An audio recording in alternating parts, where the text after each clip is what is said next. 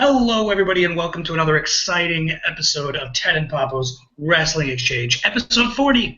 We are closing in just a few weeks away from our first year in the business, if you will. And first thing I want to do is go ahead and introduce my co-host, ladies and gentlemen. He is. This is Papo. Welcome back, everybody. We've got an awesome show for you tonight, so let's get busy. We're going to get busy in just a few moments, but we're going to talk about Raw. We're going to talk about Samoa Joe, possible WWE tryout, and him leaving TNA. We're going to talk about some Vince Russo stuff, some Brock Lesnar stuff, hashtag Axelmania, all that good stuff. But a few quick things. If you like what you see here, if you're enjoying this at any point, go ahead and see that thumbs up button there? This guy right here? Go ahead and click that. Okay? Click like. Subscribe. You'll get an email notification when we put up a new video because it's not always on the same day. And comment. If at any point you disagree with us, if I say something and my comment is completely erroneous, go ahead and disagree with me. Tell me I'm wrong. Tell me why I'm wrong. We'll get a little bit of a discussion going and get some interactivity, if you will. If you will. You can also follow us on Twitter at TedandPapo. You can also email your questions to tedandpapo@gmail.com. Make sure to include your name and where you're from so we can give you a proper shout-out on the show. We're also talking about the developments going into WrestleMania 31. It's a passionate discussion between two lifelong wrestling fans about what goes on in wrestling. We talk about the good, we talk about the bad, and most certainly, we talk about the fugly. Now, one last thing. It's a no-holds-barred discussion, which means it's anything goes. It's extreme rules, okay? Closed fists, ladders, tables, chairs, oh my, we got it all going on right here. Now listen, it happens, bad language, four-letter words, that's a thing. And if you're not down with that, we got two words for you. Full Monty! Full Monty! Whoa. What the problem is? It may not be PG, but I don't think we can go full. That's a hard R. That's TVMA. I don't think we can go that far. But instead, Touche, Tetsky. Let's talk about some wrestling. So, excuse me. Let's talk about some wrestling, shall we? Some wrestling. Well, speaking about wrestling, there's this guy. You may have heard of him, Samoa Joe. He has recently come to an agreement with TNA.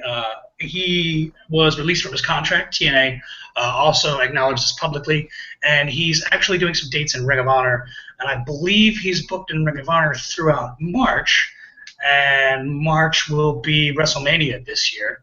So it's interesting because there's talk of Triple H being a fan of Samoa Joe, and the possibility of Samoa Joe being brought into WWE at their Performance Center in Orlando to see if he'd be a good fit. And, Papo, I don't know about you, but given the guys that they have in NXT right now that will be going shortly to the main roster, Samoa Joe would be a perfect fit in what they're looking for. I'm in total agreement. Samoa Joe is one of those heavyweights that moves like I'm going to say a featherweight, and the boy can go, and he's definitely got in-ring talent. It'd be a big commodity for him to get over to the WWE, NXT, SmackDown, Raw, any of those brands. He would just be an asset, not a fucking liability. I got an idea for you. Picture this. Ready? Samoa Joe versus Daniel Bryan. Those guys could have crazy killer matches. Oh, man, that got my nipples wet. Oh, shit. Well, speaking of nipples wet, do you know who recently made an appearance on WWE NXT? Who made an appearance? Trick question. Well, it's, I guess, whatever the plural of who's is the Whoville. Again, if I'm wrong, go ahead. My grammar sucks. Tell me I am. It does in the comment section box thing below. Rhino actually recently just kind of showed up on NXT, and the Brian Kendrick. Not to be confused with Brian Kendrick. This is the Brian Kendrick. And it was fucking awesome. Now, talking about the good, let's talk about the fugly. Vince Russo, Papo, as we discussed last week. What was it last week where we talked about the China comments? It was the week prior to last week. Week prior to last week, okay.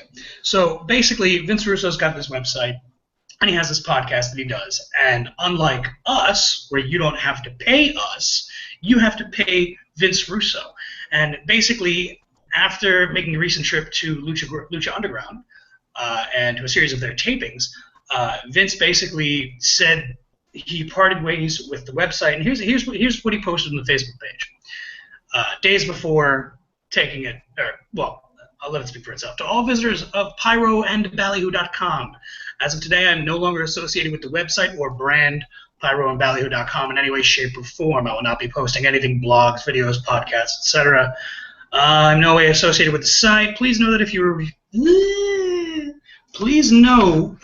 if you renew your membership, you will not be getting any content from Vince Russo. So he basically tells everybody, myself and this website that's not really mine, even though I kind of acted like it's mine, we're parting ways. So if you pay for anything for March, you're not getting shit from me. And the shittiest part of this, Papo, is that he makes this announcement, and on February 28th, the last day of the month, they charge everyone for March a day early.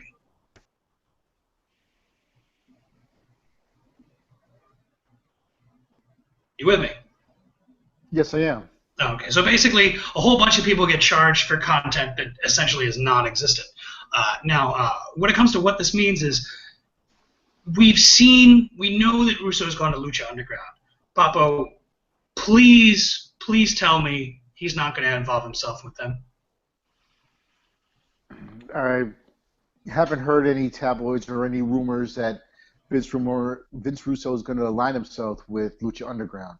I mean, as of right now, itself is blowing up. It's getting popularity. People are talking about it, and there is a nasty internet buzz about Lucha Underground.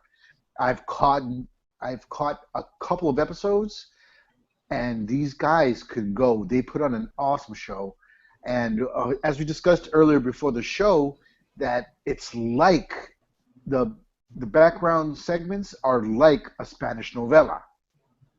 And, Yeah. and it's awesome. It's so awesome that, like, when you're seeing these backstage novella segments, you know it's about wrestling, but all the cheesy wrestling stuff kind of goes out the window, and the production quality is so good, you forget that you're watching a wrestling show until you cut back to the main area of the temple and you see the ring. Pablo, I hope that they're not smart. They're smart enough to stay away from Vince Russo, and I think, looking on the horizon, right? Jeff Jarrett promises a Global Force Wrestling, which brought Wrestle Kingdom 9 from New Japan to U.S. pay-per-view distributors, and he's supposed to be building a wrestling company. You have TNA, you have Ring of Honor, you have Lucha Underground, a few other promotions. I don't know about you, but it seems to me, even though you can say that WWE doesn't have competition, Lucha Underground would probably be the closest thing in the sense of production value. The fact that it's new and it's different, and you've seen some people, but not all of them, and it's just different camera angles. And if I'm not mistaken, I think it reaches more people, right? Because it airs once in English and once in Spanish, and from what I understand, although it's not pulling that many views for the English version on, I believe it's El Rey Network, on the Spanish version, which is Unimas? Univision. Univision. On that, apparently, it's drawing pretty fucking big international and Spanish-speaking numbers, so that would be really interesting. And competition's good, right? The competition is fierce. I mean, these guys they put on an incredible clinic. These guys can go. I mean, they stick to traditional lucha, as well as following along with their own storylines. Hey man, I got 2 words for you: Prince motherfucking Puma. Prince Puma being trained by Conan. What? The boy is disgusting. Right? And WWE passed on that guy. He was wrestling as Ricochet, and he had a tryout, and they were just like, it's not what we're looking for. I mean, goddamn. Hell of a steal. Hell of a steal. And what's interesting here is that Well, we'll move on from the Vince Russo stuff because I don't want to bring it down too much. And we got Brock Lesnar, who was scheduled to appear last week on Raw, and in fact, supposedly he was actually advertised. I didn't see any of those advertisements because I'm a hermit and I don't leave my house. But apparently, people that live in the real world got to see him. Now, there's a rumor. Well, no, it's not a rumor. We know that he was there, and we know that he left early before the actual filming began. But there were rumors circulating that Brock Lesnar had an argument with Vince McMahon, and that at the same time Roman Reigns supposedly failed a drug test, and this was Brock's response to that supposedly. But of course, WWE's come out and said no, that's not true. And then Brock Lesnar shows up at UFC 184, which I believe was just this past weekend. And there's a photo of him circling around the internet with UFC President Dana White. And is this Brock trying to tell the UFC, hey, I'm interested? Or is this a ploy by Vince or WWE as like a publicity thing? Hey, here's Brock Lesnar. Oh, shit, what's he doing? Oh, well, he's going to be in the main event of WrestleMania 31. You know what I mean? So does Brock go back to UFC, or is this just a ruse for us rubes? I believe it's just a ruse because, again, if Brock Lesnar was to go back to the UFC, he's going to get dogged even worse now. Yeah, and that's an interesting thing, right? Because he had incredible success there, and they threw him to the wolves like straight out the gate. But he ended up having really good success, and I believe he helped them do some of the biggest pay-per-view numbers that they've ever done. Or he was at one point their highest draw.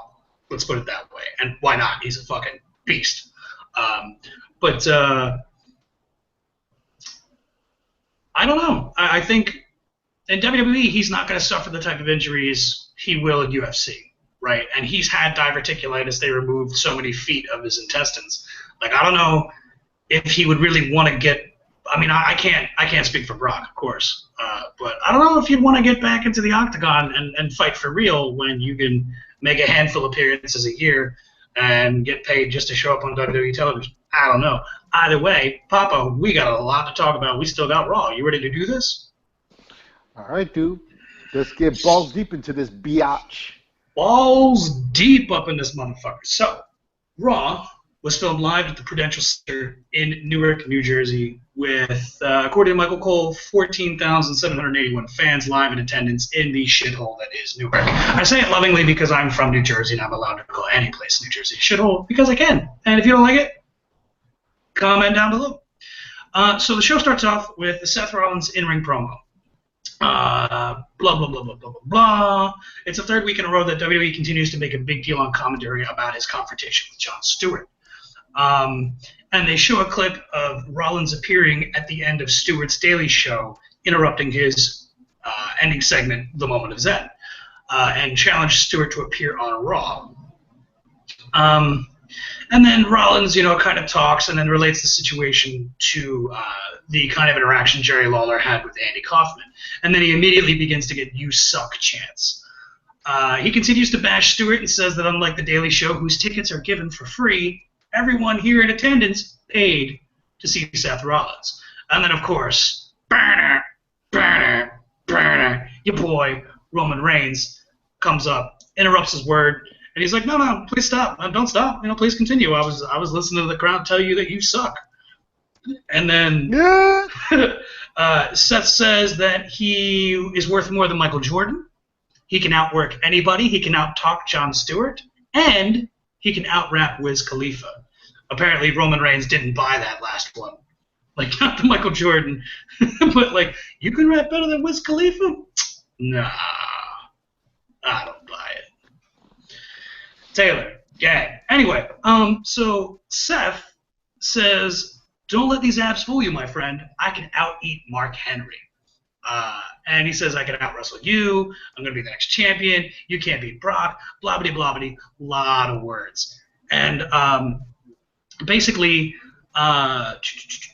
Roman, excuse me, sorry about that. Roman tells him that last time he checked, that Seth had a chance, he couldn't get the job done, and he kind of makes this weird suggestion about Rollins being added to the WrestleMania match as a possible triple threat, which I don't understand because he says Rollins would do it using the Money in the Bank, but you don't get added to a pre-existing match. You just get your own match right then and there. But basically it ends up with Roman Reigns interrupting Seth and punching him in the mouth, which he did, and then Seth Rollins escapes like a coward. In a backstage segment immediately afterwards, Seth is like venting to Noble and Mercury, and he says, "I forgot how hard he hits." And then Randy Orton comes into frame and tells Seth that, damn, that was embarrassing. And he basically told Seth that he shouldn't have allowed Reigns. Orton told Noble and Rollins, Noble and Jamie. Mercury. That if they were doing their job, Roman Reigns wouldn't have gotten anywhere near him.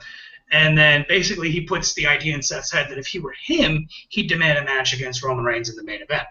And Seth tells him that he can out-wrestle anyone on the main event roster, on the WWE roster, and I can do this on my own. And Orton's like, well, motherfucker, just trying to help. Then we get the Intercontinental title match, which is not really an Intercontinental title match. Dean Ambrose versus Wade Barrett.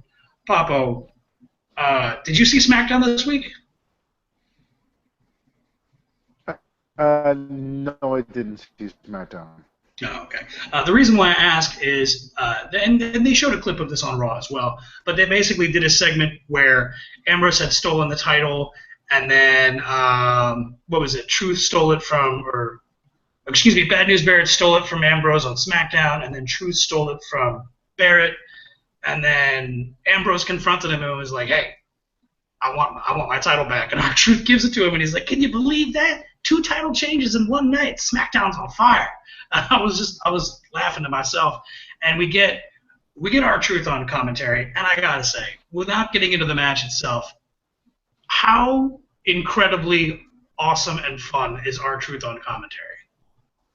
He is the color commentator that you just love to hate.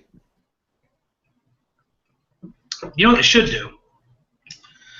Swap out Truth with JBL, and then you can have Truth and Booker T go back and forth as being like the good guy toting commentators. The color commentators. Oh, hey man, you said it, not me. I said it. I'll own that shit. That shit was funny as hell. So, during a point in this match, Barrett knocks Ambrose out of the ring and holds up the title. Like, I think this was right before a commercial break, and says, I'm the real bloody champion. Well, bad news. I'm afraid I've got some bad news, because Truth steals the fucking title during the match, and he like puts it under his jacket, and he like hops back over to as if nobody can see that he blatantly stole this belt. And then fucking Luke Harper shows out of nowhere, and he takes the title from R-Truth. Well, he pretty much demands it, and R-Truth's like, sure. Hey, R-Truth's like giving the Intercontinental title away to anybody and everybody. And then Barrett is about to win. He sees Harper walking away with the title. Ambrose is able to capitalize on this. He turns Barrett around and wins with a double arm DDT. And we're gonna get more shenanigans, I believe, later. Isn't there another match later? Yeah, there has to be. Yes, there is. All right, so I'm not gonna, because I have some feelings on what's going on with the IC title, but I want to save that until we get to that next spot. So, good look. All right, Papo, what do you know about Niagara? Niagara Falls? No, I'm talking about the big dick pill Niagara. Ladies and gentlemen, if you're not familiar with big dick pills, specifically Niagara, I want to direct your attention to this particular segment. Because apparently, on SmackDown, Miz hijacked Miztow's well-earned commercial spot. And Miz basically gathers an entire locker room full of superstars into a side room and says, I'm going to screen you my new commercial. And Miztow tries to tell Miz that, like, hey, you might want to screen this privately. And Miz says, I don't need to screen it. I lived it. and then he makes Mizdow play it, and then sure enough, it's an ad for Big Dick Pills Niagara. Uh, so he's basically portraying someone who has erectile dysfunction, and everybody laughs at Miz, and then Miz gets really mad at Damien Mizdow as if that was his fault. And I gotta say, this was a lot of fun. This was hilarious. I mean, they had some divas even pointing at his junk, laughing at him. What did he say in response? I'll have you know, this little general is full of bullets, or whatever. Something to that nature. Plenty of ammunition. It was funny as hell. And this is nice, right? Because you and I have talked about the whole running Miz and Mizdow situation, and that it's not stale, but it's starting to get to a point where they really have to be creative and more creative each week, and I really like where they're going. But speaking of liking where things are going, Bray Wyatt has a promo with a wooden casket. And Papo, you know that he's continued to call out Undertaker repeatedly, week after week after week after week. I'm not going to get into everything he said here, but basically what he did was he pulled the casket out, presumably the one he's been building, and he talks a lot of shit about The Undertaker, and he says that he doesn't appreciate all this silence, and that he's given him the silent treatment, and then he proceeds to light the casket on fire. Now, Papo, were you like me in the sense that you were waiting for Undertaker to pop out of the flaming casket? You know this, man.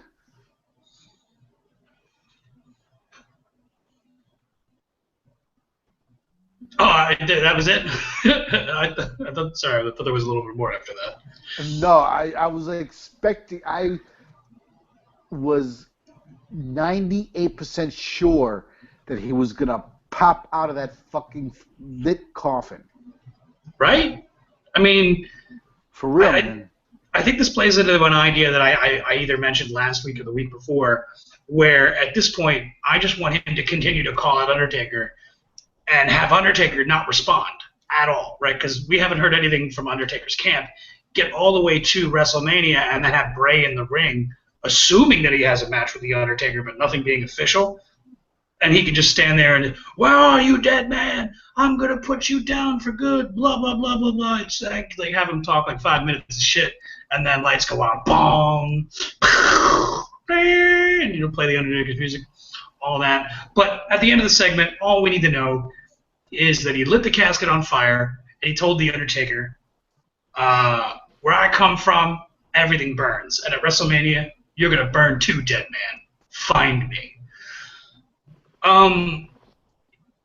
In your opinion, are they doing a good enough job with Bray Wyatt of building up the anticipation for the Wyatt-Undertaker match? Like, do you think this is good? Do you think it's building enough hype? It's definitely got the crowd going. It got me hype. I want to see the dead man get back into the ring and go against Wyatt. So it's building and building. And if we don't get Undertaker at WrestleMania, I foresee a riot, dude. I foresee an undead riot. I don't know, man. I think we have to get it, right? Because they've essentially announced the match. Just by virtue of Wyatt coming out and challenging Undertaker, we know we're going to get an Undertaker match with Wyatt. I mean, can you think of any time anyone challenged The Undertaker to a WrestleMania match and it didn't happen? Because we've seen people challenge him for not just a WrestleMania match, but a match in general, and have him say no and no and no up until, and this may have been, in fact, his first confrontation with Kane at WrestleMania. Correct me if I'm wrong, but didn't they play the storyline that for a better part of a few months, Undertaker refused on the notion that he didn't want to fight his brother, but eventually caved? I'm hoping that's the same case, dude. Because, I mean, again, if we don't get Undertaker at WrestleMania, it's going to be ugly. It's going to be real ugly. Well, let's play one quick fun game. Just for shits and giggles. You can have You can have any version of The Undertaker come back, right? Any version. You could do gray gloves. You could do purple gloves. You could do, let's see, Ministry of Darkness Taker. You could do Corporate Ministry Taker. You could do Biker Taker. In fact, I think there was Biker Taker, and then like the second music Biker Taker, and then the Dead Man, and then I believe it was like Dead Man Inc., then like whatever The Undertaker is now. So if you could have any version of The Undertaker fight Bray Wyatt, which one would you pick?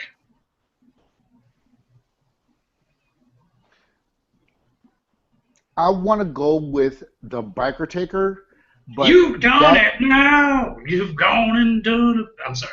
No. Rolling, rolling, rolling, rolling. What? Rolling, rolling, rolling, rolling. You know what? As much as WWE likes to forget that ever happened, I'm a huge fucking mark for Biker Taker. Yes, but it's not going to be enough. It is not going to be enough for just the Biker Taker. To take out Bray, we're going to need the darkest, nastiest, most evil Undertaker that ever was. Corporate Ministry Taker? Wait, is this Ministry of Darkness or Corporate Ministry?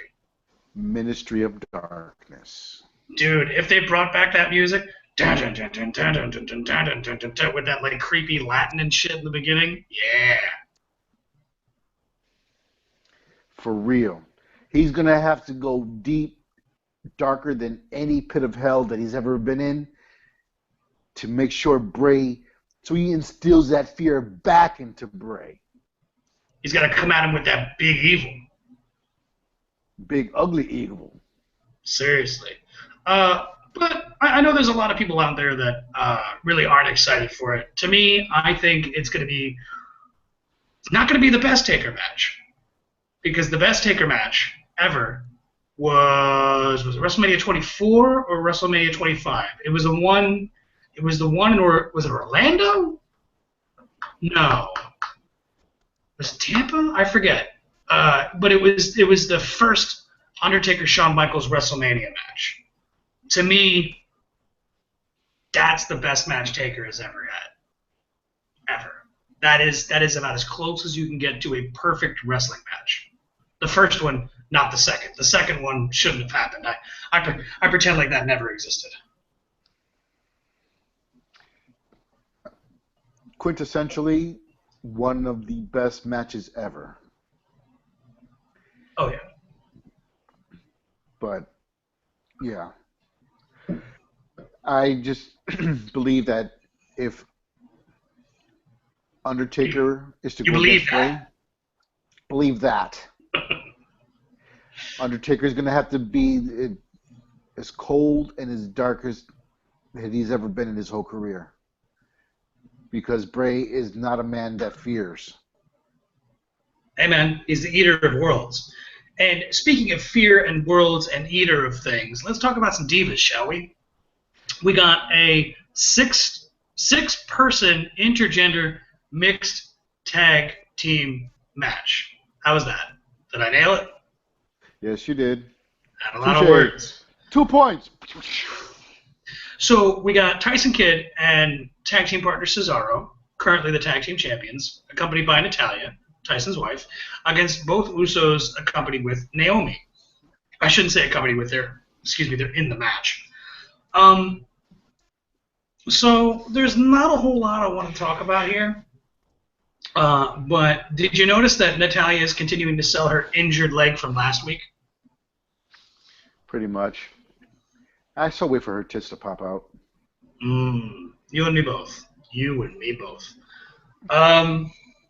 So okay, so I'm going to get into the reason why I don't like mixed or intergender, mixed tag kind of sounds racist, intergender tag matches. I don't like it under the current WWE rules, right? Because I feel like you can have a woman wrestle a man, so long as you enforce Lucha Underground. Sexy star, man. But you can get away with it if they stick with the old no closed fists rule, right? Because like back in the day, that's why you have the European uppercut, because they worked with the idea that a closed fist is if I punch somebody with a closed fist and there's no bruising or bleeding or whatever, it's kind of exposing the business. So I think you could do an intergender match and really enforce the no closed fist, so like nobody's punching a woman, but you can still. So I think so long as they highlight her wrestling ability, she's I'd say on the same level as any of the men there, or most of them rather, not all of them. But what I have against the intergender tag matches is that especially here in a situation where it's 3-on-3, when the diva gets tagged in, when the diva tags out, on the other team, a male has to come in to replace the diva. How do you choose? How does the ref make that decision? That doesn't make sense to me. I don't like it. Rock, paper, scissors. Dude, I can live with that. Well, the only thing I really wanted to mention here is a spot that they did near the end. In fact, I believe it was the actual finish itself. So the both Usos go to do the double super kick to Tyson. And Tyson, like the wonderful coward he is, tags in his wife.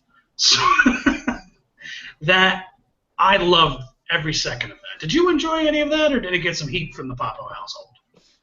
It got a little heat, but then yet it was funny to see him coward. Always funny. Anytime someone can put their wife in front of them as a shield, I'm in. Not in real life, though.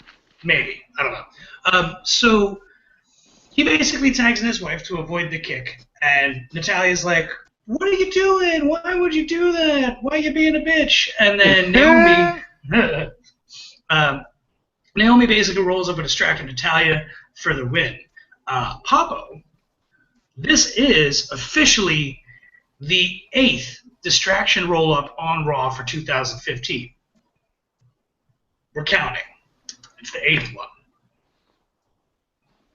After the match, well, I'm just saying, because we saw so many last year. I've been counting them for Raw. We're only 8 in, so it looks like they have done something about that. But Natalia, after the match, just starts yelling at her husband and kid, and there's Tyson Kidd family drama, and then she gets mad at Cesaro when Cesaro tries to hide behind Tyson. Wonderful and enjoyable. Obviously, they're going to have their match at WrestleMania. Do you feel like it's going to be an intergender tag match, or do you feel like we might get Natty versus Tyson? I don't see Natty versus Tyson. I mean, honestly, I see them just sanding it out, and then it goes the Divas match and then the tag team match. That's all I see happening. So, speaking about seeing things happening and not seeing things happening, terrible segue, I know. We get another Sheamus return video package. So, at this point, I gotta ask, Papo, does Sheamus come back before WrestleMania? He better. I mean, if they save him for the Andre the Giant Battle Royal, because they've been hyping him up for like a month now, roughly a month. That's about right. Maybe a little bit longer. Yeah, you need to change your gills and put your lungs back in. I know, right? So you were saying they've been doing it for about a month now? Yeah, roughly about a month, and we still haven't seen anything. The guy can go in the ring. He's a freaking mayonnaise horse. Yeah, man.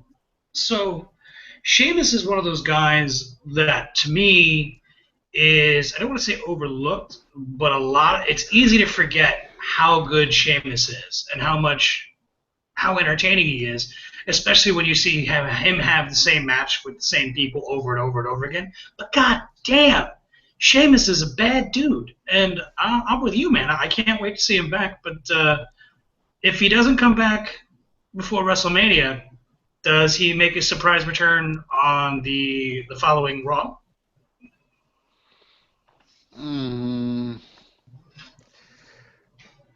I mean, I foresee between now and WrestleMania. If they push to WrestleMania, I could see that at the Andre Giant Invitational or So the then, Battle Royal, question. whatever. But they should. Excuse me. Oh no, I'm sorry. Go ahead. They should. I mean, with all the hype that he's getting, they should have him come out before WrestleMania. They should have him come out maybe like a Raw or SmackDown, just so we can get that hype and just so we can knock off that ring rust. Yeah, I mean, or at least have him start doing like dark matches, right? So maybe, or like house shows, but just not appearing on TV because I believe that's what Orton did, and that's why Orton didn't look so rusty because supposedly he was spending like the last month before he came back doing house shows. Now, one other quick question about Sheamus before we continue. Uh, Without spoiling anything, it doesn't seem like Daniel Bryan is going. It seems like Daniel Bryan's going to be in the Intercontinental title match at Mania. So this begs the question: Sheamus, if he comes back before Mania, what do you do with him? Or what if he's a surprise opponent inside that Intercontinental Championship match? I hadn't thought about that. I could dig it, or because you mentioned the Andre the Giant Memorial Battle Royal. Hey, here's an idea. Maybe he screws. Maybe Daniel Bryan's about to win, and he screws Daniel Bryan out of it, and then they can go feud again, which is gangbusters. I'm always down for that. Bro kick to the. 18 Get that seconds. I got the bro kick, and then you cut out on me. bro kick to the goatee. All right. Well, in the interest of time, because we still have a lot left to go, we're just going to keep this ball rolling. And ladies and gentlemen, if you like what you see here, like I said it before, click that like button. And while you're at it, click the subscribe button. And at any point you want to disagree with us or agree with us or tell us how wonderful this beard facial stuff is, how awesome and luscious and wonderful it is. Go ahead and tell me that in the comments section down below. If you also check out the description box, that's actually going to include, this is a quick plug, Papa, I hope you don't mind. That's going to include a couple things. One of them is a link to our Patreon account and our Patreon page. So, for example, if you were interested in supporting the show, if you wanted to give $1, 50 cents, whatever, a blowjob, I don't think they accept blowjobs, but, we'll see. Call me. We'll get to it afterwards. But that being said, there's a lot of things that we'd like to do, and if you could help us out in any way by commenting, subscribing, liking, sharing, social media, all that jazz, please feel free to do so. It'll really help us out and help us provide better content to you, the viewer. Now, that plug out of the way, we got to talk about John Cena's promo. So, Papo, Cena comes out, and he cuts his typical John Cena promo, and he reminds us that Rusev is a marked man, and that sooner or later he's going to get his hands on him. And then Cena basically announces that he's going to put himself in the Andre the Giant Memorial Battle Royal. And then Stephanie comes out and basically tells him, you can't do that, to which John Cena tells her, isn't that how everybody does it? This was kind of entertaining, a little bit of banter, yeah? For real. I mean, Stephanie brought out a picture of her sitting on Andre the Giant's lap, and she took it to heart. I mean, about them being friends, and she grew up around him, and I believe John Cena hit a sore spot. Yeah, I mean that was kind of like the perceived way they were going with it. Like she felt like Cena had disrespected Andre. I mean that's what I got out of it. Is that do you feel the same way, or do you think that that's what they were going for? I'm sorry you lagged out on me. No, I was just saying that it's kind of like what you and I are taking away from it is that it seemed to be that she was kind of putting out there that she was kind of offended by John Cena, like almost as if he had disrespected Andre. Definitely. And that's all well and good, but the best part about this is what she says. She says, You couldn't get the job, talking to Cena, you couldn't get the job done against Rusev, so maybe it's time we find someone who can. Oh, shit. She says John Cena doesn't define WWE, and maybe these people want to see John Cena sit this one out, referring to WrestleMania 31, and a lot of the building started immediately doing the yes chants. And Stephanie took that and ran with it. Oh my God, she's so good. She's like, finally, the first time I actually liked this chant. I was like, what? Dude, she's amazing. She is easily one of the best talkers they have. Like, she's top tier. A lot better than she used to be. And speaking of better, Axel Mania. That's right. Curtis Axel comes out, and he tells us that he's the greatest Royal Rumble competitor of all time. And Papo, I'd have to agree with him. He says he's been in the Royal Rumble match now for 35 days and 26 hours and counting.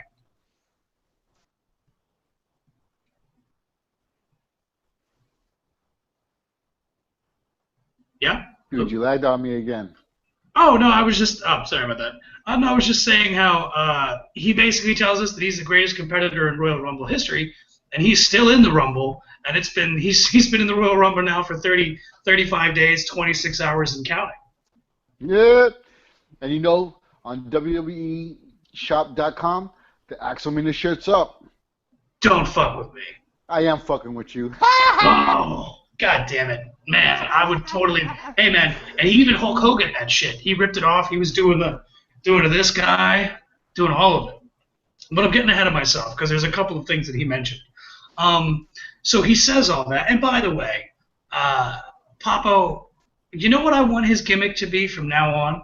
I say you keep this man out of the Royal Rumble next year, right? So that way he can say, I've been in the Rumble now for 367 days, blah, blah, blah, blah, blah.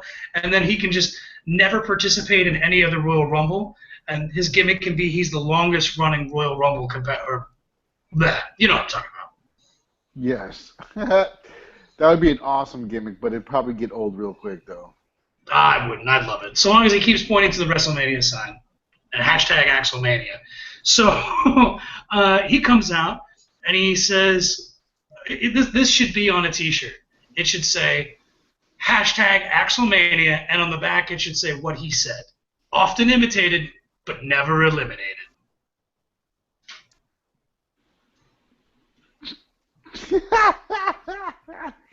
That is so cheesy. Dude, I love it. I'll make my own shirt. I'll bootleg that shit. He also goes on to say that you want someone to fight Rusev? I know I'm already in the Andre the Giant Memorial Battle Royal, but 2 victories at WrestleMania is better than 1. And then he proceeds to kiss Stephanie's ass when who wouldn't kiss it? I would.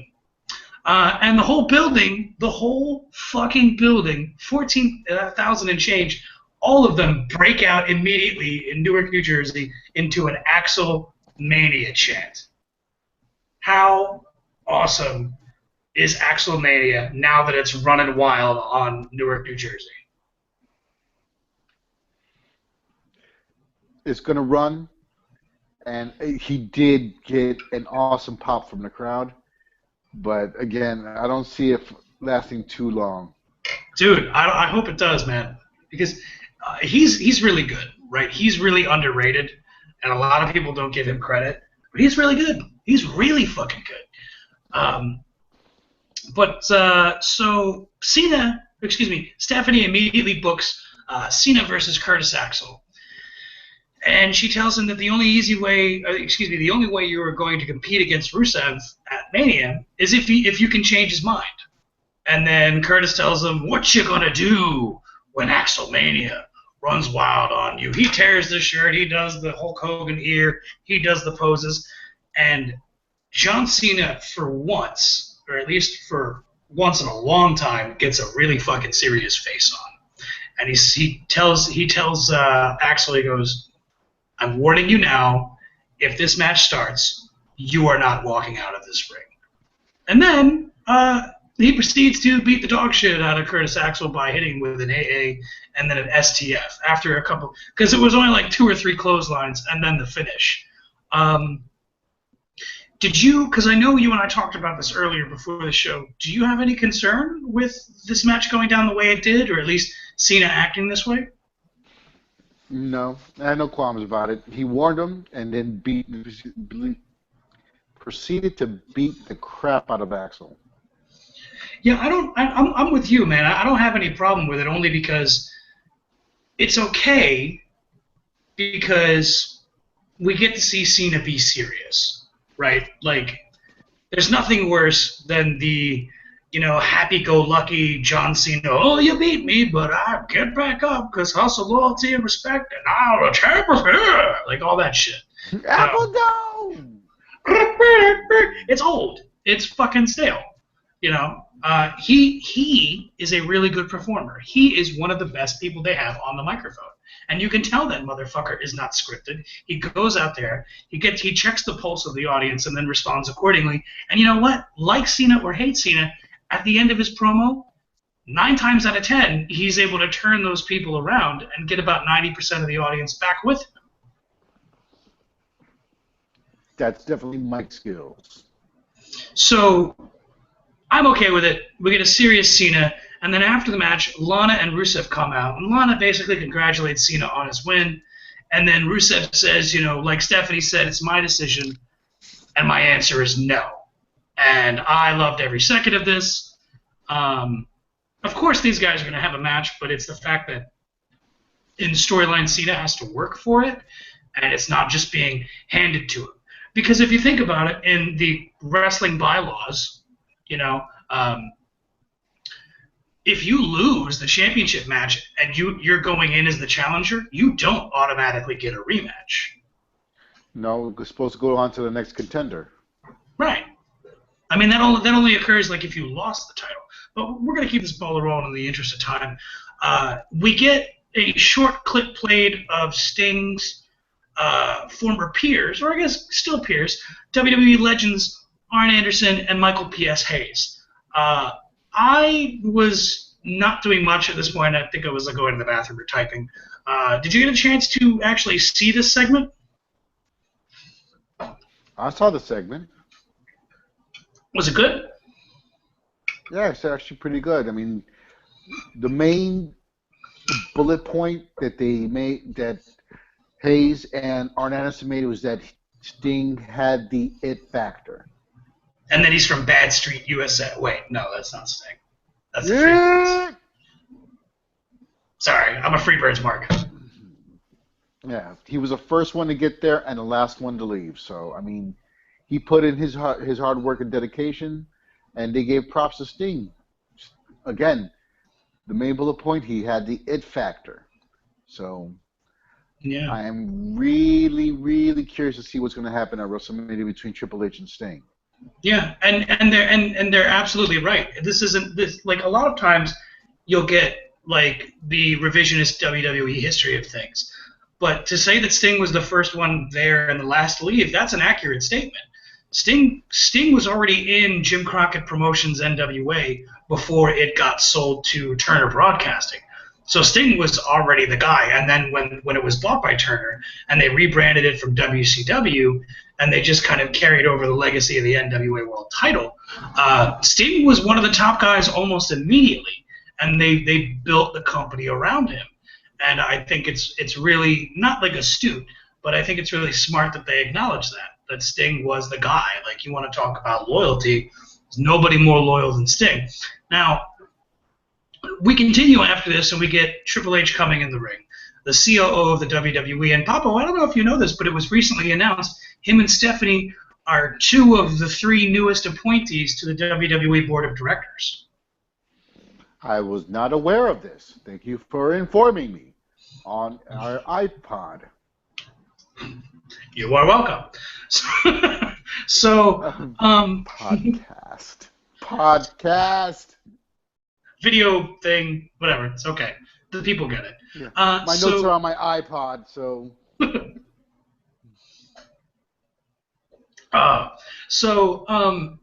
Triple H says that all he ever asked of Vince was an opportunity. And he took that opportunity and he ran with it. And he made a similar offer to Sting. He offered Sting an opportunity to keep his legacy intact, which would include video game appearances, merchandise, T-shirts, toys, board games, dildos, everything. Sting. You get a Sting butt plug. You put the Sting butt plug in, and it goes, ow! He says to all my stingers. No, but seriously.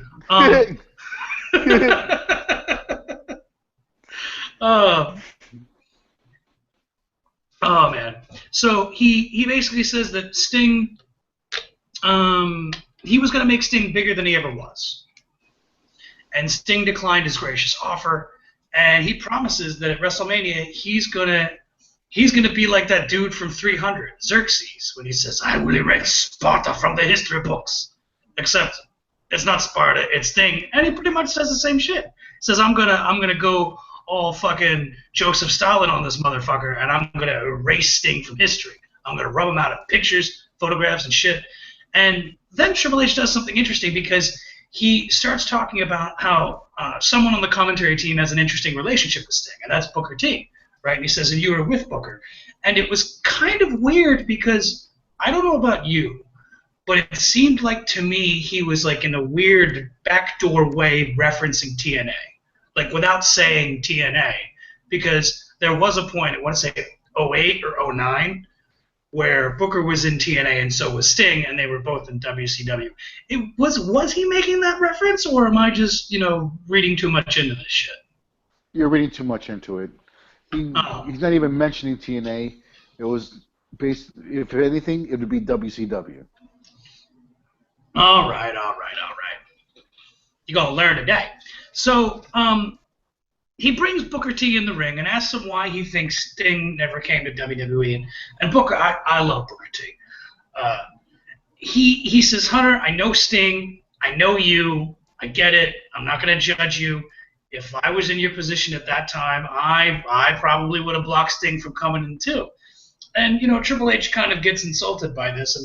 And I think this is kind of interesting because there is this feeling among members of the internet wrestling community that Triple H just buries people, right? That all he does is bury people.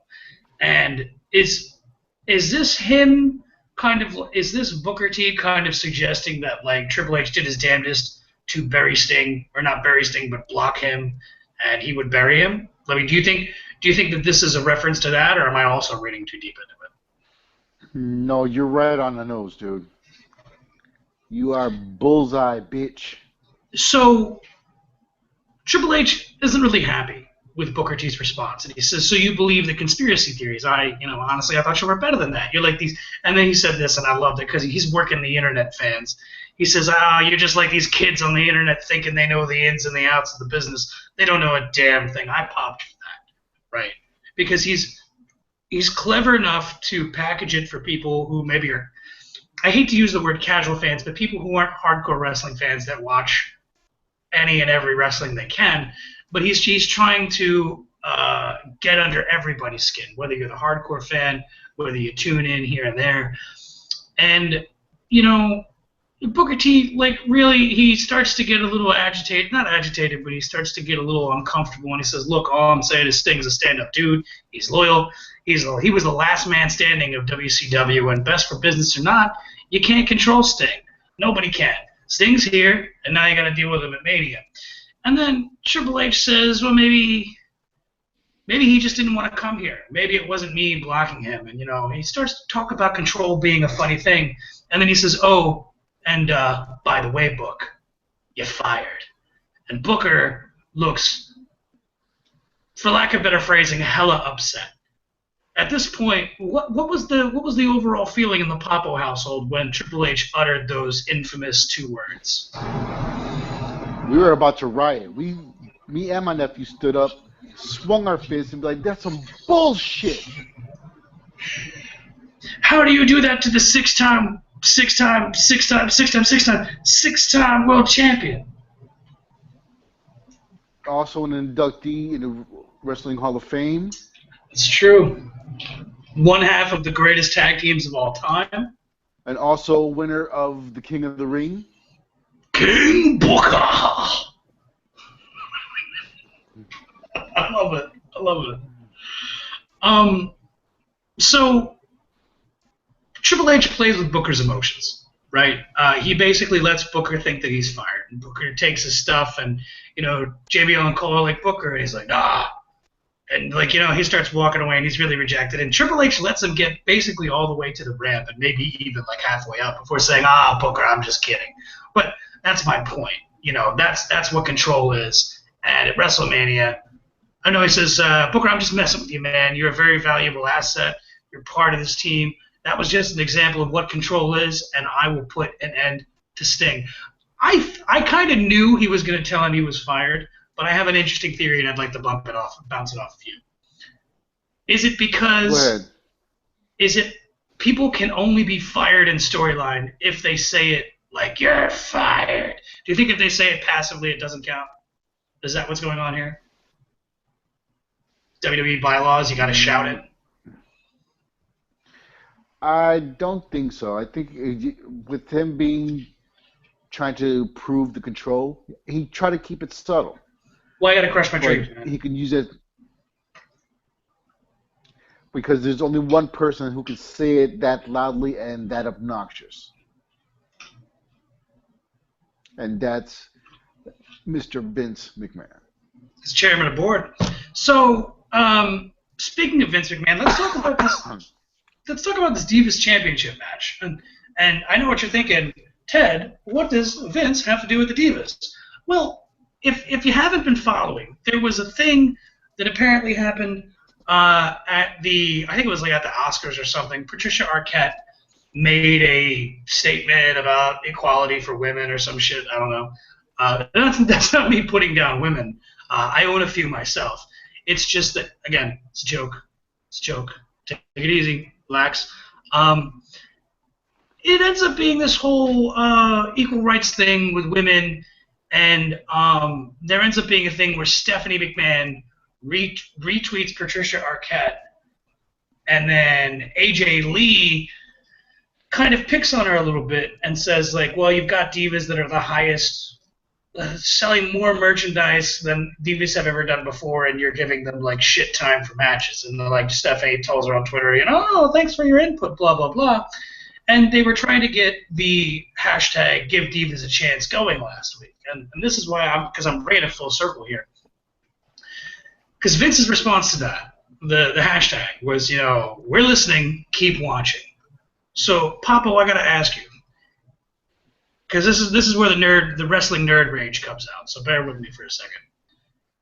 If you want us to believe that you care, if you want us to believe that you give a shit, you have to do more than just give them 10 minutes. And I know giving them 10 minutes is awesome, and I'm super thankful that they did, right? Or at least it seemed like 10 minutes. I could be wrong.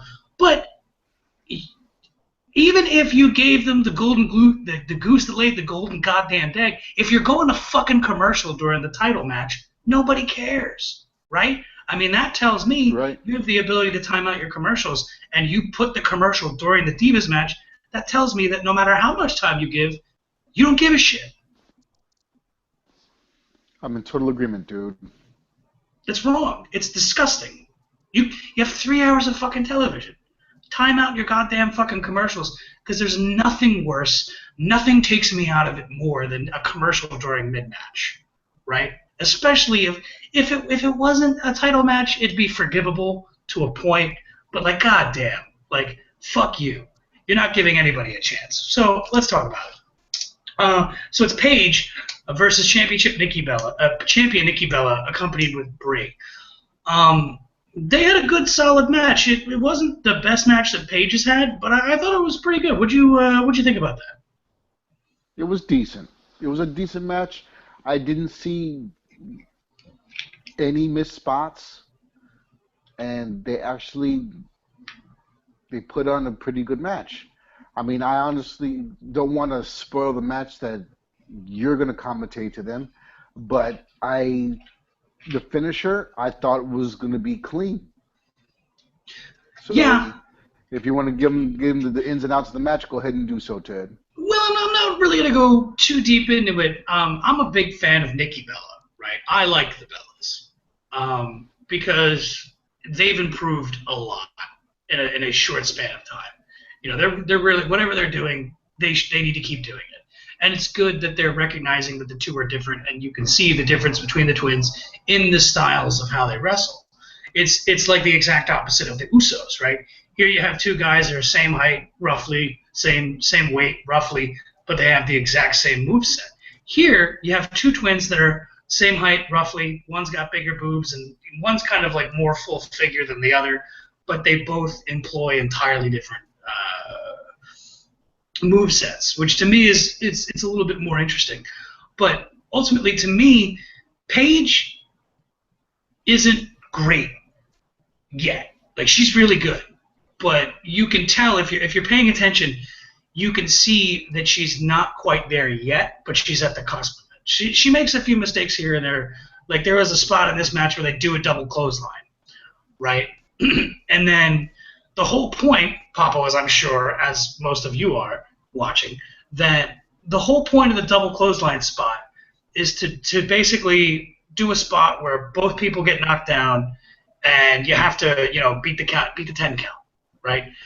But they do it, and then I don't know if Paige forgot or it's just out of instinct, but she almost immediately tried to get up. Like, she sat up immediately afterward, and the ref came over, and it looked like he told her to sell it or to lay down, but it's just little things like that she has to work on. She's very much on her way to greatness. What happened was, ultimately, at the end of the match, Paige successfully gets Nikki in the modified Scorpion crosslock. Papo, Michael Cole calls it the PTO, the Paige tap out. Why does Michael Cole use the worst possible names for these moves? Because he's not a wrestler, or ever was a wrestler. He's a war correspondent. Yeah, for real. He stick to journalism. So what happens next is Paige is literally on the cusp of winning, right? And then, of course, Brie jumps in, attacks Paige. She breaks the hold, and Paige wins by DQ. Unfortunately, a title cannot, unless otherwise stipulated, a title cannot change hands on anything other than a pinfall or submission. After the match, the Bellas start to put a hurting on Paige, double teaming her. And AJ Lee comes out to her rescue. And yay, AJ Lee. Papo, thoughts? CM Punk. CM Punk. Stop it. Yeah. Oh, man. There was a lot of CM Punk chants. Why don't you, if it's AJ Lee in the ring, here's a fucking idea. CM Punk don't work here anymore. Chant AJ Lee. I mean, I would. We all love our CM Punk, but, he's not here. Get used to it. He's fighting in the UFC now. So buy the UFC pay-per-view and cheer for AJ. Are we going to get a Paige and AJ versus Bella's tag match at WrestleMania? That's what it looks like. That was pretty short. Was there anything else you wanted to add? No, not really. I mean, it was cool to see her come out and save her frenemy. Frenemy. That's funny. But they stood tall in the ring after kicking the crap out of the Bellas. So, I mean, either next Monday, either this Monday or this Friday, we may see some remnants of that. But for most, we're going to see the tag team match at WrestleMania. I'm okay with that. I like it. Hold on, there was something. What did you think about Jon Stewart Seth Rollins doing the Daily Show? Now, this segment was hilarious. This was so entertaining. The play on words was amazing, and Jon Stewart tore it up. So let's talk about that, right? Seth apparently gets his own mock-up Jon Stewart, desk, and they get the TV behind it. They even play that, They do the whole fucking Daily Show stuff, and Seth, takes his jabs at Stewart until, guess what? Jon Stewart shows up. And Jon Stewart, I gotta be honest, was fucking awesome, right? He looked like he was perfectly comfortable in this segment. He was definitely on point with everything. You could tell he had a really good time doing that. One of the other things that I wanted to mention, right? I don't know Stewart. I don't know him personally. We're not bros. Okay, we're both from Jersey, but we're not bros. I think my wife swears she met his dog once. But the point is, true story. It was Adam Sandler's Supposedly. dog. Oh, it was Adam Sandler's dog. Excuse me. I saw Jon Stewart at the Anchor program. You're getting me. Get out of here. You're getting me confused. Is it just me, Papo, or did it seem like Stewart came off as a real wrestling fan? Because it didn't seem like he was memorizing lines. He was talking as if he watches this shit. And I don't know, right? We're not bros. Like, I don't know if he watches wrestling regularly. But his performance, I mean, if he doesn't watch it regularly, he did a damn good job of convincing me. Well, he's been doing the Daily Show for years, so he's on point with any type of scripting that would be put in his face.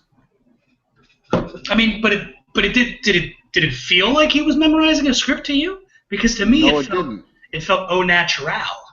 It did feel natural. It did look natural, but again, he's a professional. So, Jon Stewart, awesome, amazing, and of course, getting his cheap pop, representing Jersey. What did he tell Seth Rollins about the curb stomp? He said that the curb stomp is a New Jersey brunch. So Jon Stewart can only get in so many jabs before Rollins basically gets his panties in a bunch, right? And he basically was about to physically throttle Jon Stewart, and he grabs him by the suit jacket, and he's like, "Who do you think you are, John?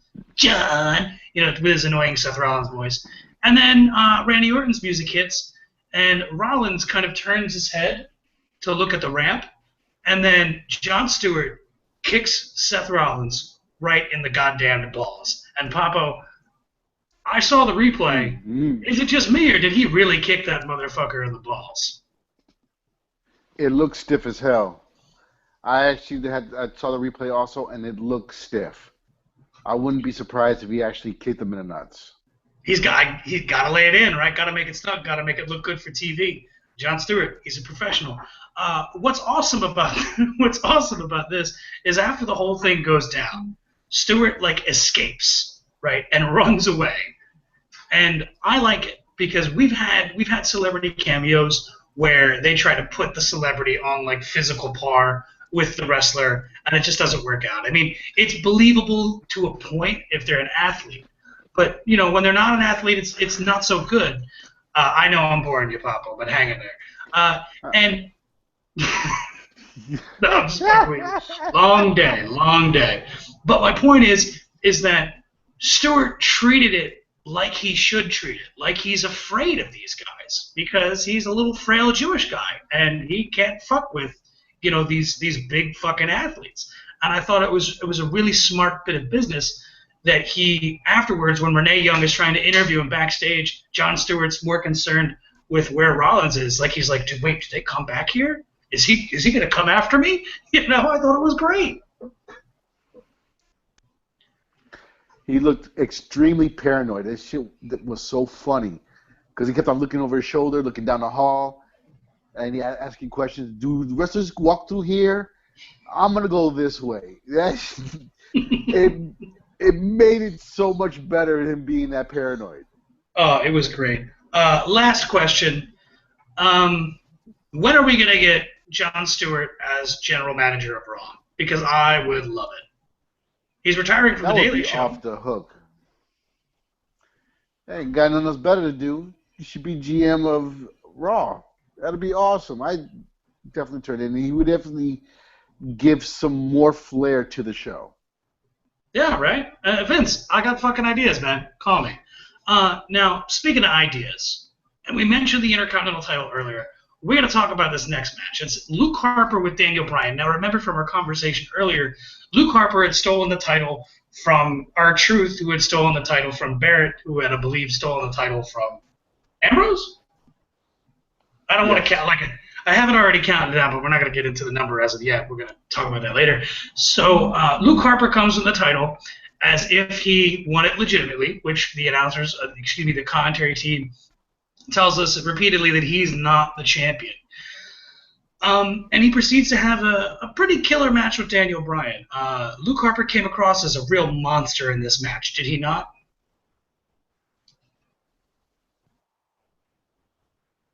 Papo? Did you lag that on me again? Oh, I'm sorry. He came off as a real monster in this match against Daniel Bryan, yeah?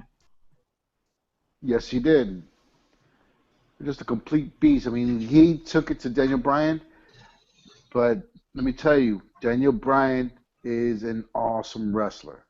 He knows exactly where he's at in the ring at like all times. Always a surprise. So Daniel Bryan's able to eke out the win by putting him in the yes lock, and there was something about this yes lock that reminded me of Bret Hart. The reason why I say that is that every once in a while you would see Bret Hart like apply the sharpshooter when he was laying down, only to get up and sit in on it. Daniel Bryan kind of did the same thing. He had like Luke Harper with his arm facing one way, and like he first got him in the arm bar using the legs, and then like put in the chin lock and kind of finished it off. But it was pretty brutal. Luke Harper does tap out. And after the match, Daniel Bryan jumps on the commentary table and begins pointing to the WrestleMania sign. At this point, Bad News Barrett comes out and takes his title back. And as he's walking up the ramp, Ambrose runs down, beats up Barrett, and takes the title. Then Harper kicks Ambrose in the face and takes the title. R-Truth then steals it from a distracted Harper, and then Harper comes around the other side of the ring and confronts Truth, who he gets it back from. And then Dolph super kicks Harper at the top of the ramp, and he takes the title. Papo, the Intercontinental title has now changed hands 8 times in this show. So I have a couple of quick questions. Number one, the fact that these guys keep trading the title unofficially back and forth, is this successful in creating interest in the title, making the Intercontinental title mean something again? I would say yes. I mean, because right now we got the top of the mid-card level with lower main eventers in there for the IC Championship belt, and they're working it. This angle right now is working. I mean, it definitely has my attention with the belts changing hands so far within the last 2 weeks, which is 7 days, 8 times. Actually, I think it was 8 times on Raw and then like 3 times on SmackDown, but fuck it. Who's counted? Second question, though, Papa. When we're talking about this Intercontinental match shaping up for WrestleMania, it kind of appears that, I mean, they haven't come out and said Daniel Bryan is in the match. They haven't said that. But from the way it's being presented, it looks like we're going to get Daniel Bryan in the Intercontinental title. I'm actually surprisingly okay with this because I think that Daniel Bryan would be the type of guy to be a not prototypical, but like when you think about an Intercontinental champion, you typically think of the workhorse. Historically, guys like Steamboat, Savage, etc. And I believe Bryan has already had at least one run with the IC belt. That needs to be researched. I'm really not sure. Well, hey, listen, we don't have to do that. Ladies and gentlemen, go ahead and tell us in the description box below if Daniel Bryan has had an Intercontinental title championship run. I think he has, but, you know, I'm kind of old, and I'm a wrestling fan, and I'm used to a lot of bad angles, and it hurts my memory box. Now, that being said, here's my third and final question. The fact that we've had the title change so many hands, unofficially, leading into WrestleMania, they're telling us it's going to be a ladder match. But being that it's gone from person to person to person to person to person to person, is it just me, or does it feel like a championship scramble would be a more natural fit in storyline for what's happening right now with that particular title? That would be awesome. I'm definitely in agreement with you on that one. And the only other thing I wanted to add to that is that I say that, and there's going to be people that say, well, championship scramble matches suck, and they kind of do. But with the guys that we have in this match, the level of talent here, I think they could really do an infinitely better job than we've seen in the past. And, steal the fucking show. Speaking of stealing the fucking show, Papa, we have to talk about the newest inductee into the 2015 Hall of Fame, Alundra Blaze, Medusa. A lot of people thought that this was never going to happen. I need to know, in the Papo household, in Casa de Papo, what was going on in your house when they made this announcement? I was like, WTF, dude. And my nephew's like, who's that bitch? What? Oh, man. He must have been born not too long ago. So I watched Blaze in was it WWF at the time? I think it was WWF. Like I think she had like a 2 or 3 year run, and she was only wrestling like I can't think of it was fuck. My brain keeps suggesting Yuji Nagata, and I know Yuji Nagata is a male wrestler. Bull Nakano. Remember the girl that she would like glue her hair straight up, the Japanese bitch? Okay. Do you remember her? Do you remember what I'm talking about? Vaguely. She would she would work with her, and I'm tempted to say a woman named Bertha, and like those were the only 3 women in the division back then. But it was only like a 2-3 year run, and but you probably saw her more in WCW or like in AWA or something as Medusa, yeah. I'm sorry you lagged out on me. You've probably seen more of her as Medusa, whether it's WCW or AWA, than you have as Alundra Blaze, right? Right. And, I mean, just to throw that out there, I watched live as she dumped the WWF title into a garbage pail live on WCW. Yeah, man, that was pretty brutal. I don't think I watched it live. I think I watched it like on tape the next day. But yeah, man. So a couple of quick questions here.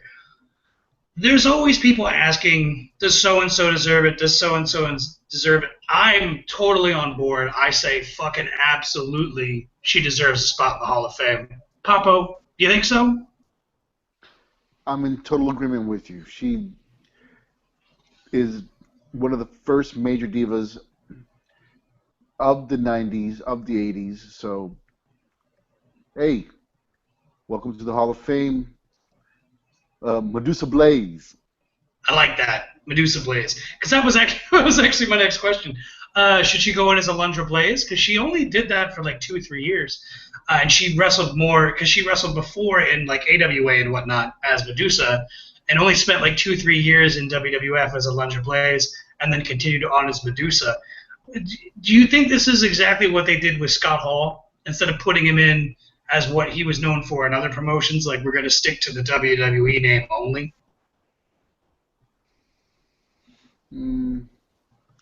It's kind of a wishy-washy thing because, again, WCW is now property of the WWE, but then yet they're trying to still keep it traditional, if you will.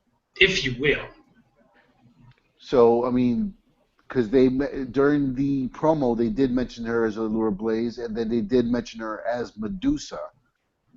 So, technically, both names belong to WWE.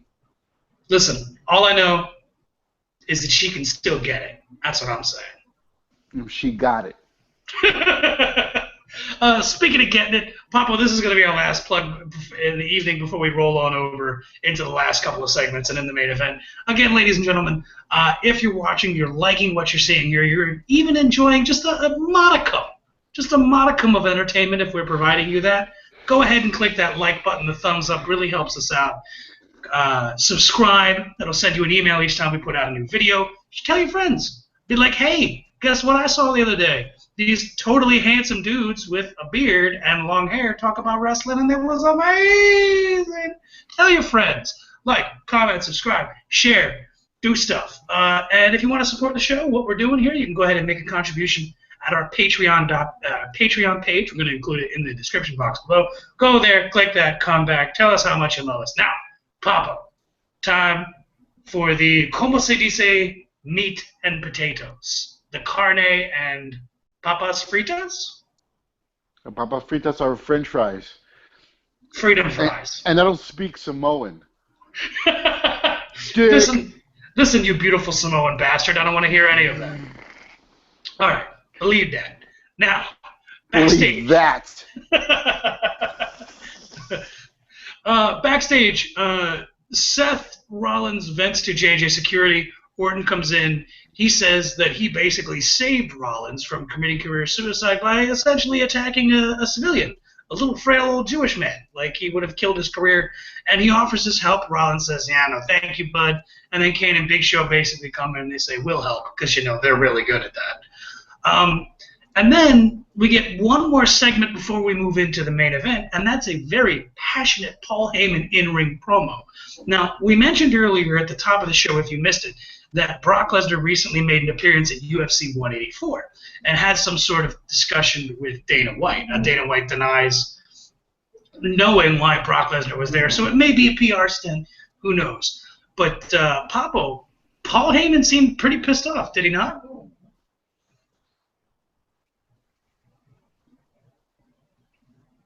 Hello? Yeah, you lagged out on me. Heyman, he came across as pretty pissed off, right? He came out kind of annoyed, but let me tell you, he started talking and just he had the crowd in awe.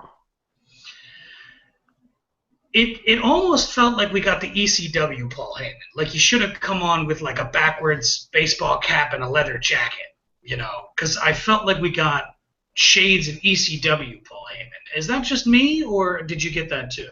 I got that too. I mean, he was like on point with everything. Clear, clean, concise.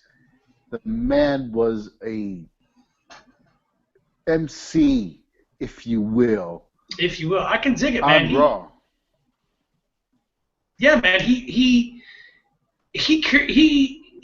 really good at constructing a narrative, like live and unscripted, right? And he constructed a very good narrative here. And basically he says, look, he kind of hints at people making noises about Brock showing up at UFC, and he says Brock does what he wants when he wants, because it's like that old joke, where does a 400-pound gorilla sleep? Anywhere he wants to. And that's exactly what he's trying to get across with Brock. And Brock can go show up at the UFC, and he can do whatever he wants because he's the fucking man. And what's interesting is that after each time he makes a point, he kind of punctuates it with the "believe that," the Roman Reigns catchphrase. I really enjoyed this. I too also enjoy this, and you could believe that. Oh, I do. And one of the other things that I really enjoyed here is that 2 or 3 times during the promo, in fact, he had to switch microphones, the sound kept cutting off. And he played it so well that, we've talked about before playing, quote-unquote, the idea in storyline, playing a character walking, right? Being the guy all the time, just being completely in character. And Paul Heyman didn't miss a beat, and then, he's in New Jersey, he's a heel manager, so what does he do? He gets his heat. He says, oh, of course, the sound guy must be from New Jersey. It was awesome. I loved it. Yes, definitely. That was like the only botched spots on Raw for Monday, but they backed it up. And he even did a bit on Lillian Garcia. Yeah, he did. He threw some shade on that bitch. I got some heat from that because I was like, hey, you leave Lillian Garcia alone. She's amazing and beautiful. Yeah, but only an MC would be able to go ahead and do that. Dude, a gangsta MC, and he's the best, right? I mean, he takes a technical fuck up and just rolls with it, and it makes it seem just puts it in so well that it might as well have been on purpose. Like that's just how good he is at turning things to his advantage. Interestingly enough, Roman Reigns comes out after basically Heyman gives the bottom line of the promo, which is that bottom line Roman Reigns will be conquered by Brock Lesnar. Believe that. Roman Reigns comes out and Heyman kind of wisely leaves the ring, and then we get the transition into the main event. Are you glad that Roman Reigns didn't get to make any words? That he just came down and we launched straight into the final segment? Yes, because I mean, I'm gonna throw this out there for Paul Heyman. Hashtag Thug Life. Oh man, seriously. So let's talk about the main event, right? Because in the interest of time, we're running out, and this is the last thing we have to talk about. So the main event is, as Orton suggested, Roman Reigns versus Seth Rollins. Is this their fourth match against each other? Third. Third? Oh, look at Papa with the numbers. Look at you. So Rollins is, of course, accompanied by J&J Security as well as Kane and Big Show. And what I really liked here, and Papa, it happened so quick you might have missed it. They did a tail of the tape where they compared height, weight, reach, which was, I believe, brought to us by Twix. And hey, I'm okay with that. I love Twix. This was cool, right? We got a tail of tape for the main event. Yeah, and I caught it, and it was pretty cool. I love that. They got that from the boxing format, and they incorporated it into the main event, which they've done sometimes in the past. Not too frequent, but again, it was refreshing to see it, give it that whole hardcore competitive feel. It felt like special, right? Like when there's a championship match, two guys come to the ring, and then there's, in this corner, blah, blah, blah, blah, blah, blah, blah. It was kind of something along those lines where it was something new and fresh and different, and it made you want to kind of stay in I'm going to use the wrong word here, engorged in the story, or engaged. There we go. Boom, engaged. I was thinking about Rhino and confusing my words. Gore. So Yeah. Would this be something you'd like to see for every main event? Strictly the main event? Just so it doesn't seem like another match on the card? Oh yeah, it definitely add some flair to the match. I hope they for real, and it would definitely set the tone for a main event. And we definitely did get a main event because this match, I'm going to say this match probably went about almost 20 minutes, give or take, with commercials. One of the interesting things here is that if you noticed, Randy Orton at one point comes out to the ring in support of Rollins, but doesn't even stand in Rollins' corner. It's almost as if he's in Reigns' corner from that particular perspective, to kind of sell the idea that he's not getting along with the other members of the Authority and they're not trusting him.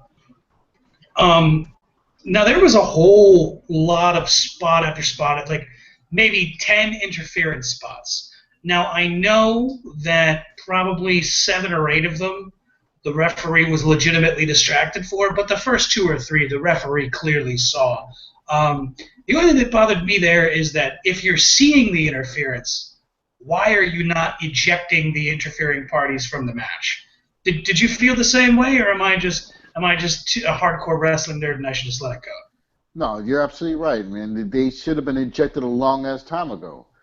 I mean, they saw them being in the way. They should have been ejected. I'm like, get the midgets and the giants out of ringside so these two can put it on a fucking clinic. Yeah, man. And you know what?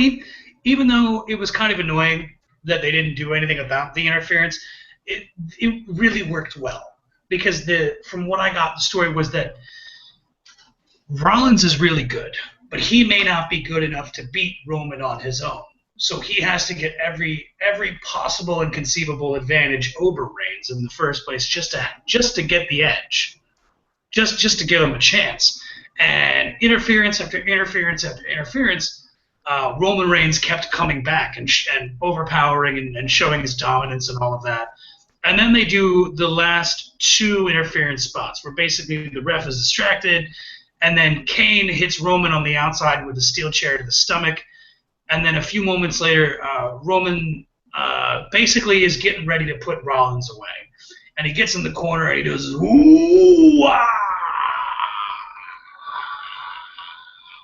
thing. I don't know what that's called. Is there a name for it? I was just calling it his haka. I'm going to call it ooh-ah. The ooh-wee? No, The just ooh-ah. kidding. The ooh-ah.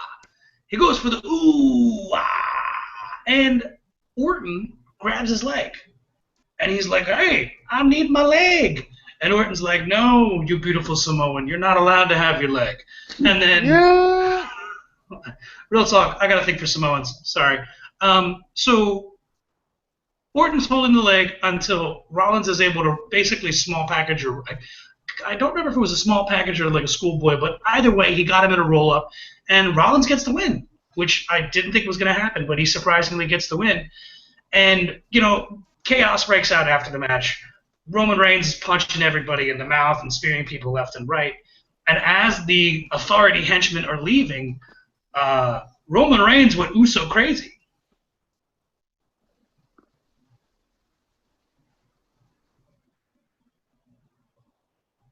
Did you freeze up on me? No, I was kind of like throwing that to you because he did that dive. Yeah, he took off over the rope and landed on everybody.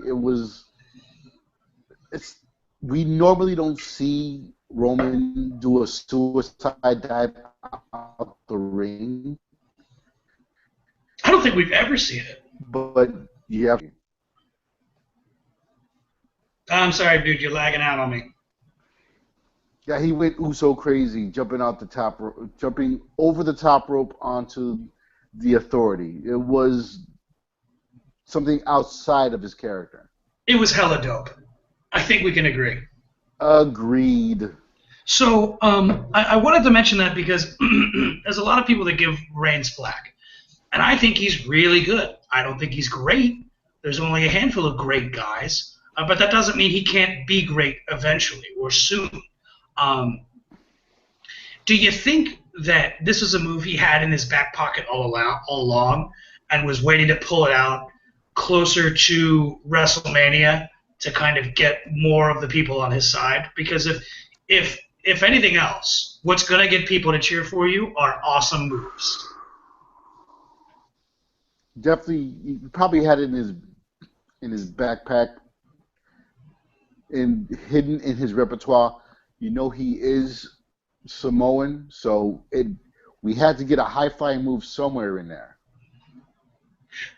You know what he doesn't do? There's no Samoan headbutts. You remember back in the day where everything was about Samoans headbutting their opponents, and like if they had this weird kayfabe Samoan thing where you can't headbutt a Samoan because if you did, you'd do more damage to yourself. Do you remember any of this, Jack? Dude, you laid on me big time. Do you remember back in the day in the 80s and probably into the early 90s where Samoan headbutts were a thing? Like to the point where if you headbutt a Samoan, you're going to get hurt, not the Samoan? Yes, that goes into Superfly Jimmy Snuka getting smashed in the head with a coconut on Piper's Pit. Do you think Roman Reigns should bring back the headbutt? He should bring back the headbutt. Do you think all his glorious hair. his wet hair is so wet.